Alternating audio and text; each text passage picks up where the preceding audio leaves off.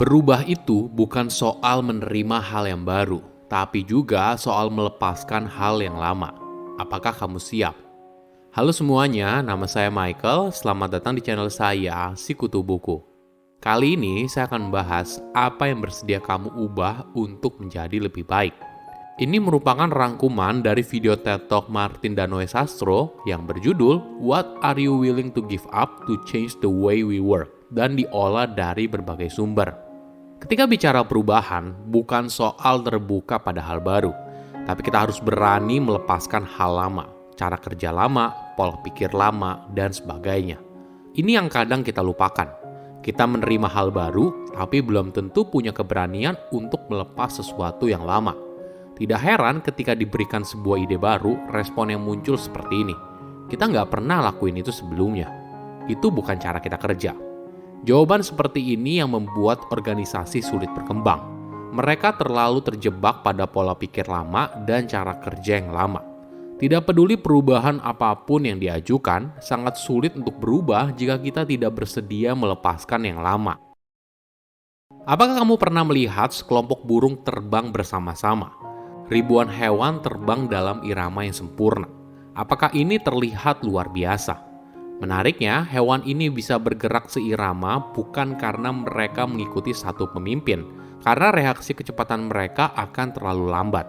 Namun para ilmuwan percaya kalau kelompok burung itu hanya mengikuti satu aturan sederhana. Setiap burung membuat keputusan mandiri sambil terbang dengan irama yang sama. Keselarasan mereka memungkinkan kemandirian, dan kemandirian membuat mereka bisa terbang dengan cepat dan fleksibel. Nah, apa pentingnya buat kita? Ini adalah ilustrasi sempurna bagaimana perubahan di era sekarang. Dunia bergerak semakin cepat dan kompleks, jadi kita butuh cara kerja baru. Bagaimana cara kita menyederhanakan birokrasi sehingga kita bisa mengambil keputusan yang lebih cepat. Namun untuk sampai ke sana, ada sebuah pertanyaan yang harus kita jawab. Apa yang bersedia kita korbankan? Beberapa tahun lalu, Martin bekerja dengan sebuah bank yang ingin melakukan transformasi digital. Sebagai informasi, Martin bekerja sebagai konsultan bisnis yang sehari-hari membantu perusahaan untuk mengubah cara kerja, sehingga mereka bisa terus relevan di dunia modern. Oke, lanjut ke cerita Martin. Jadi kliennya ingin agar produk yang mereka tawarkan menjadi lebih sederhana, intuitif, dan lebih relevan. Untuk mencapai hal tersebut, tentunya ada perubahan dalam cara mereka bekerja. Selama ini, bank tradisional bekerja seperti organisasi pada umumnya. Karyawan masuk ke kantor, lalu duduk sesuai departemennya. Divisi marketing berkumpul bersama, divisi operasional berkumpul bersama, dan sebagainya.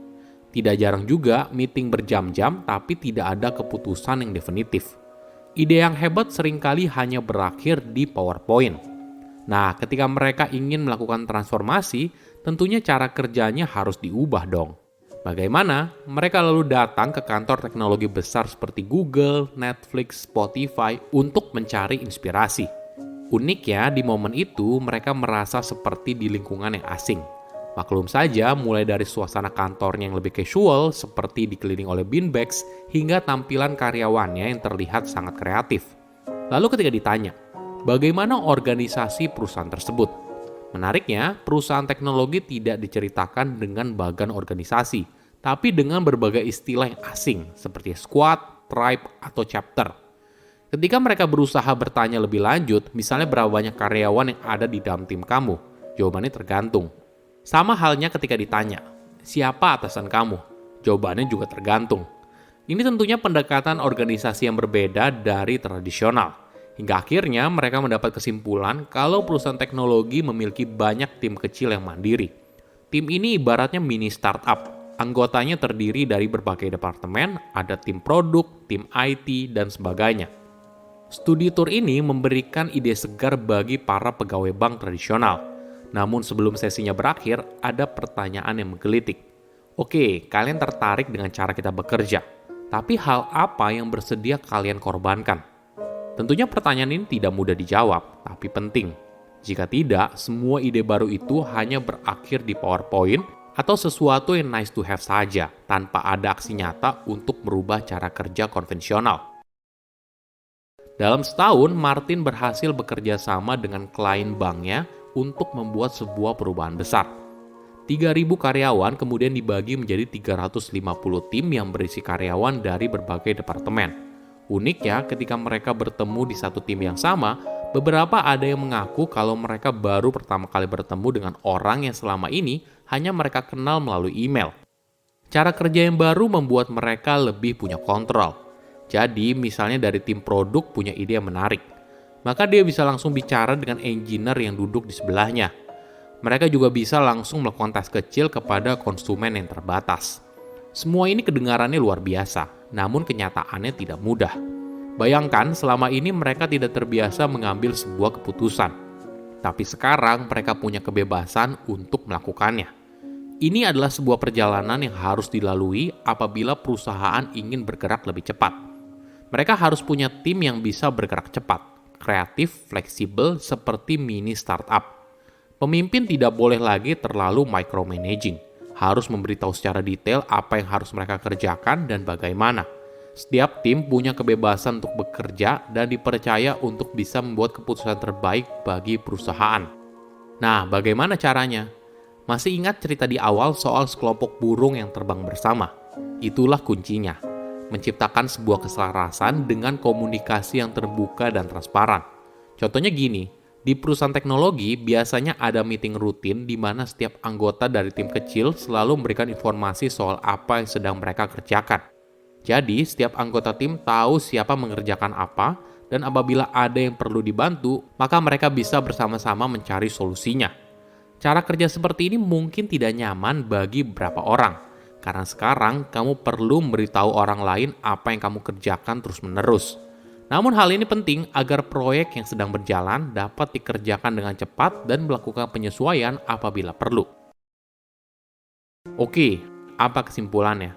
Pertama, berubah itu bersedia melepaskan sesuatu yang lama. Ketika bicara perubahan, bukan soal terbuka pada hal baru, tapi kita harus berani melepaskan hal lama, cara kerja lama, pola pikir lama, dan sebagainya. Ini yang kadang kita lupakan. Kita menerima hal baru, tapi belum tentu punya keberanian untuk melepaskan sesuatu yang lama. Kedua, berikan kebebasan untuk mengambil keputusan. Tidak semua pemimpin bersedia memberikan ruang bagi anak buahnya untuk bekerja secara mandiri. Banyak alasan, entah tidak percaya, dianggap belum kompeten, takut tersaingi, dan sebagainya. Padahal untuk bisa bergerak cepat, seorang pemimpin harus bersedia memberikan ruang kepada karyawannya. Ketiga, berubah itu tidak mudah. Tidak semua orang bersedia untuk berubah. Kita seringkali terjebak dengan pemikiran, oh kita nggak pernah tuh, atau ini bukan cara kerja kita. Mindset ini yang pada akhirnya membuat kita lama-kelamaan bisa kalah dalam pertandingan. Silahkan komen di kolom komentar pelajaran apa yang kalian dapat ketika tahu informasi ini. Selain itu, komen juga mau tahu informasi apa lagi yang saya review di video berikutnya. Saya undur diri, jangan lupa subscribe channel YouTube Sikutu Buku. Bye-bye.